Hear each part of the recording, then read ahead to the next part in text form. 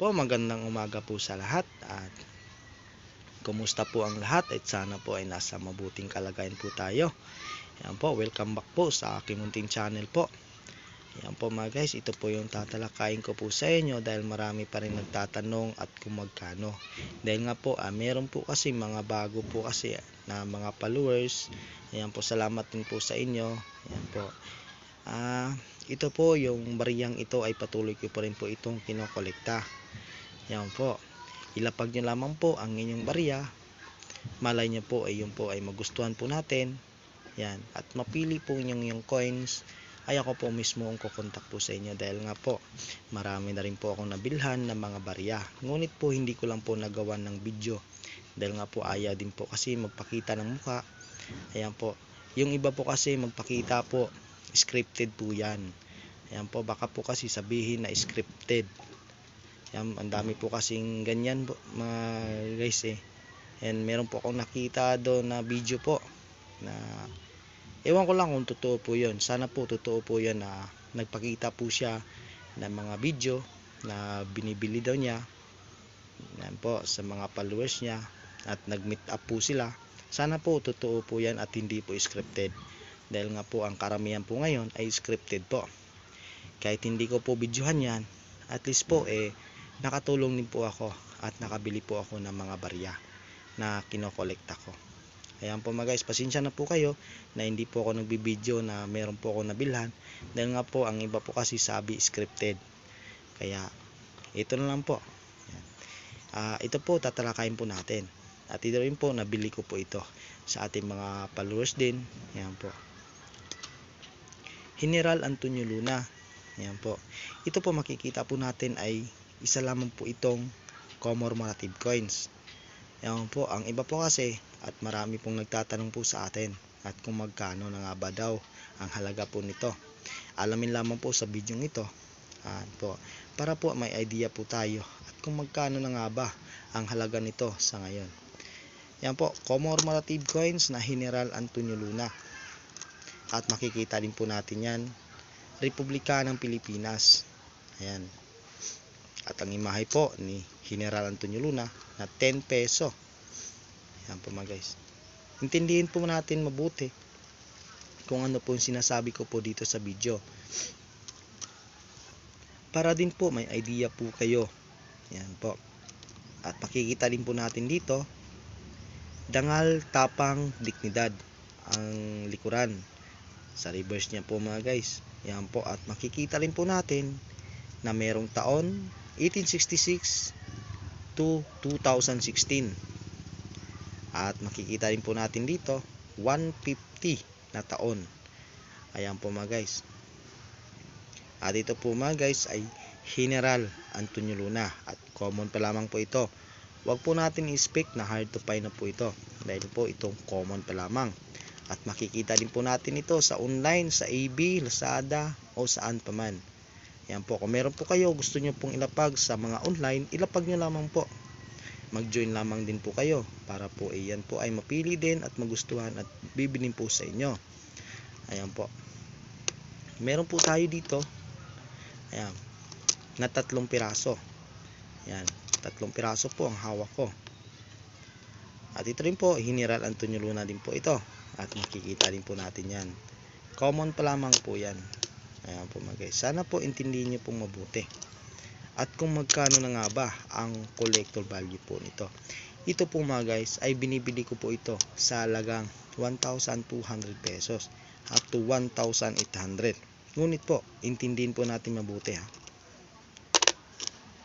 Ito po ay General Antonio Luna nga po, di ba? Ulit-ulitin ko po para mas maintindihan po natin.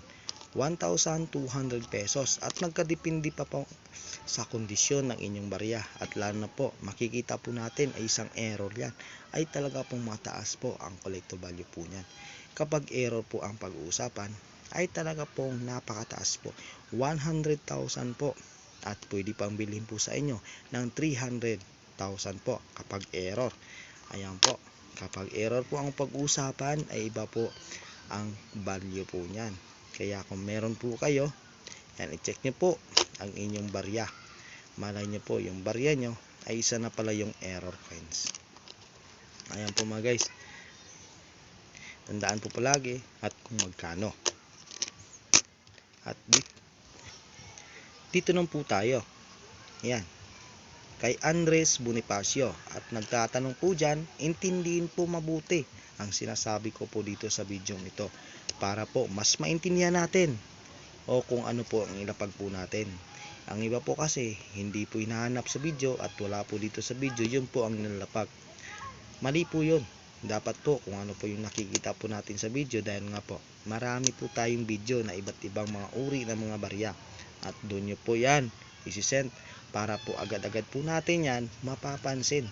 Dahil po kung iba-ibang uri ng coins, yun po madalas po talaga yan mangyayari. Ayan po. Para madali po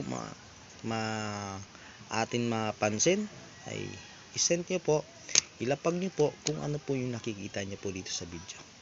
Hey, Andres Bonifacio po ito. Ayan. At makikita po natin 150 years.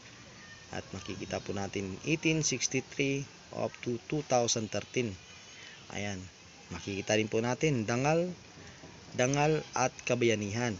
Ayan po mga guys. Ito po yung reverse nya. Ayan. 10 peso. Baka po kasi i-roll din po yung hawak nyo. Ay nako, napakalaki din po ang halaga po niya. Ayan po. Ito po ay common pa lamang din po ito. At ito din po ay medyo mura pa lamang po sa ngayon. Ito po ay nagkakahalaga pa lamang po ito ng 150 pesos. At depende pa po at nagka 300 up. Yan po mga guys ang kanyang halaga po. Yung coin sa mga coin collector po, at depende po kasi yan, makikita nyo po sa mga coin collector sa YouTube o sa Facebook. Iba-iba po kasi at kung magkano ang bigayan po. Yan po, 150 up to 300 pesos ang value po nito sa binibili ko po. At dito lang po tayo, yan, Republika ng Pilipinas. Ito po si Miguel Malbar po ito. Ito din po mga guys ay isa lamang din po itong commemorative coins. Yan, tandaan po palagi. Ito po yung nakikita niyo pong mga video ay mga commemorative coins po ito. 10 peso din po ito. Yan. At ito po mga guys, yan 150 taon na 2015 po ito. Nakikita po natin yan sa kanyang reverse. Yan, 1865 to 2015. Yan, nagawa po ito noong 1865. At nitawa na po ito ang 2015. Ayan po, binalik na po ito sa ating bangko. Ayan po, ngunit po meron pa rin dito sa ating sirkulasyon at pwede pa po ito maisukli po sa atin. Ayan, sa mga tindahan, sa mga market. Ayan po mga guys. Ito po mga guys ay nagkakahalaga pa lamang po ito. Depende po mga guys ha. Hindi po yan 600 pesos at nagkadepende po yan sa coins. Ayan po mga guys. Sana po intindihin po natin mabuti. Ayan po. At meron po tayo dito na ilang piraso po ito. Ayan. 4 na piraso pala ito. Ayan po. At ito po ay nabili ko po ito mga baryang ito. Ayan. Pasensya na din po kayo na hindi po ako nagpakita ng mga video na akin nabilhan. Ang dami po kasing nakikita sa ating media, sa page, sa ating Facebook. Yan po ako sa YouTube. Nagbigayan po. Yan po. Hindi natin alam na yan po ay isang scripted ba o totoo. Sana po totoo po yan para din po makakatulong din po. Yan, malaking tulong din po kasi kung kayo ay mabilhan ng barya. Kahit isang piraso, malaking tulong na din po yan. Yan po mga guys, sana po naintindihan po natin. Yan po. Basta ito po nakikita nyo, ayan, nakikita nyo po sa video, ay isa lamang po itong commemorative coins. At tandaan po, itong mga common, ay dapat din po kolektahin nyo na po. At huwag nyo na po itong pakawalan pa. Dahil po, tumataas na rin po ang halaga po nito. Yan po, sana po ay nakapagbigay po ako sa inyo ng detalye tungkol po sa mga bariyang ito. Salamat po and God bless po.